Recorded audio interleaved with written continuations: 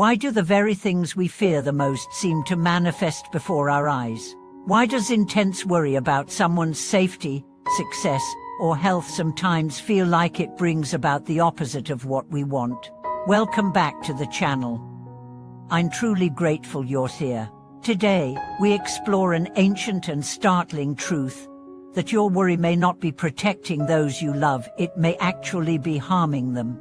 Not through action, but through energy. Not through intention, but through vibration. We often misunderstand the mechanics of thought and emotion. We believe worry is a form of care. We say, I worry because I love. But let's pause here. What if worry is not love in disguise, but fear in a louder costume? What if, energetically, our deepest fears act as prayers for the wrong outcomes? Let's start with a story. A mother, deeply devoted to her son, constantly worries about his well-being. She texts him every hour. She prays each night that nothing bad happens. She visualizes disasters, accidents, failures, betrayals. She thinks she's protecting him with her vigilance, but over time, the boy becomes anxious. He develops a belief that the world is unsafe, that he's fragile, that mistakes will destroy him. He avoids challenges. He lacks confidence, not because he's weak, but because he has internalized his mother's worry as his own reality. This is not about blame. This is about awareness. Every thought you direct toward someone carries a frequency, and that frequency shapes the field around them, especially if you are emotionally bonded. If you constantly worry about someone, you are energetically casting a shadow over them. You're saying, without words, I don't trust that you are safe.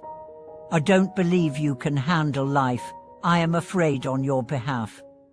That vibration enters their field, and the soul hears it. Compare this to love. Real love. Love that says, I believe in your strength. I see your resilience. I trust your journey, even when it's messy. This is not denial. It's devotion without fear. Love that liberates us, not love that suffocates us. Buddhist teachings speak of this clearly. The mind creates reality, clinging creates suffering. And fear, when projected, becomes a subtle curse, even when wrapped in good intentions. Think about your own life.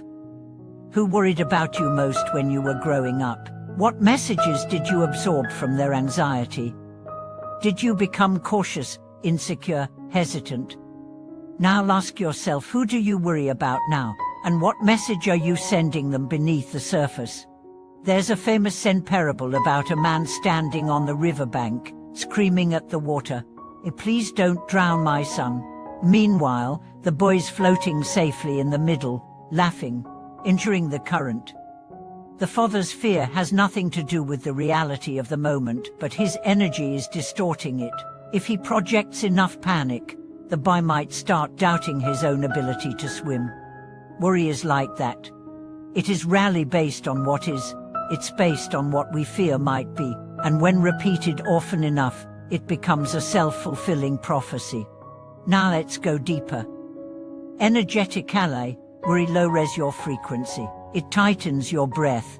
It closes your heart. It disrupts your intuition. And over time, it drains your immune system, your creativity, your joy.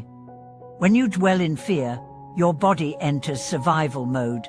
Cortisol rises, sleep declines, health deteriorates. This is not just spiritual teaching. This is neuroscience. So when you worry, not only are you poisoning your own well, you're sending that energy out to others. What's the alternative? Presence.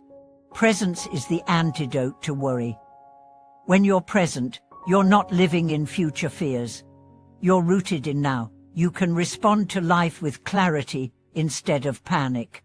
You can love without control. Let me tell you about a father whose daughter was traveling abroad alone.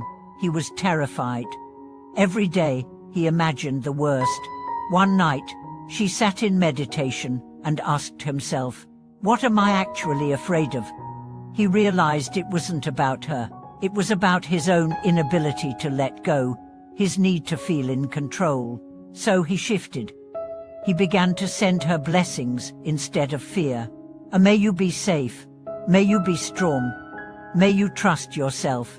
Weeks later, she called and said, "Dad, I've never felt so free. I feel like the world is supporting me." She had no idea he had made that inner shift. But energetically, she felt it. This is how powerful your inner state is. The people you think you're protecting with worry might actually be liberated by your trust. And now, does this mean you never take precautions? Of course not. Wisdom and action are necessary. But worry is not action. Worry is noise. It clouds the path. It hijacks the heart.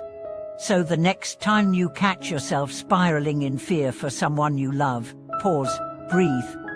Ask yourself, is this love or is this control disguised as concern? And then choose a higher frequency. Send a blessing. Speak a word of trust. Imagine the best instead of the worst. Because here's the truth. You don't manifest reality with your fears. You shape it with your faith. You either feed chaos or cultivate peace. And the people in your life feel that choice. You are not powerless. You are not just a spectator in their journey, but your influence lies in your energy, not your anxiety. So if you truly want to protect your loved ones, love them with light, not shadow. Uplift them with belief, not burden. Walk beside them, not above them. And remember, letting go doesn't mean not caring. It means trusting enough to release. Thank you for being part of this journey today. Honor the depth of your heart, the beauty of your care, and the courage it takes to shift from fear to faith. Please share in the comments who are you ready to stop worrying about and start loving with trust. What practices help you stay grounded when anxiety rises? Like this video, subscribe to the channel, and turn on notifications so you never miss another step on this path of truth and liberation.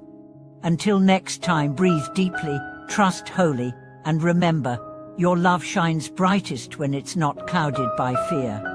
Thank you for watching this video.